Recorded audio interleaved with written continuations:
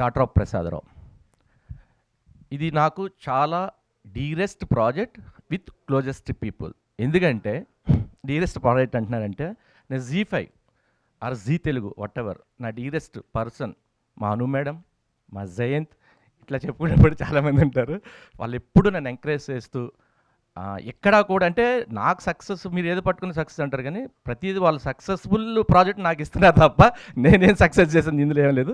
But వాళ్ళు చూస్ చేసుకునే ఒక ఈ ప్రొడ్యూసర్ అయితే ఈ ప్రోడక్ట్కి జస్టిఫికేషన్ ఉంటుందని నన్ను చూస్ చేసుకుని వాళ్ళు ఈరోజు నన్ను ఇలా నిలబెట్టారు. Thank you ji. Closest people అంటే నాకు రాజా ఎప్పటి నుంచో ఫ్రెండ్.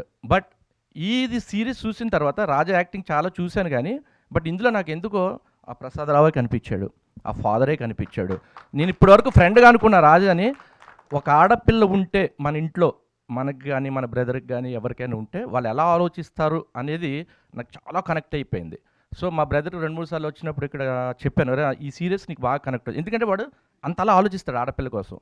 సార్ నాకు ఆడపిల్ల లేదు కాబట్టి నాకు తెలియదు, వాడిని చూసి నాకు అనిపించింది. ఆ రోజు నుంచి రాజాని నేను మా బ్రదర్ అనుకుంటున్నా. ఎందుకంటే మాది చాలా ఇయర్స్ ఫ్రెండ్షిప్ కానీ రెగ్యులర్గా టచ్లో ఉంటాం, రెగ్యులర్గా మాట్లాడుకుంటూ ఉంటాం. కానీ ఇది చూసిన తర్వాత రాజాకి నేను ఒకటి చెప్తాను, రాజా నువ్వు ఎన్ని చేసినా నాకు తెలియదు, నువ్వేం పెర్ఫామ్ చేసినా నాకు తెలియదు కానీ ఇది ఎందుకో చాలా కనెక్ట్ అయ్యాను నేను. అది ఆ క్యారెక్టర్లో అంత ఇమిడిపోయావు నువ్వు. నిన్ను చూస్తుంటే ఆ ప్రసాదరావు ఒక ఆడపిల్ల తండ్రిగానే కనిపించావు తప్ప నాకు ఎక్కడ నా రాజా నా ఫ్రెండ్ అనేది కనిపించలేదు.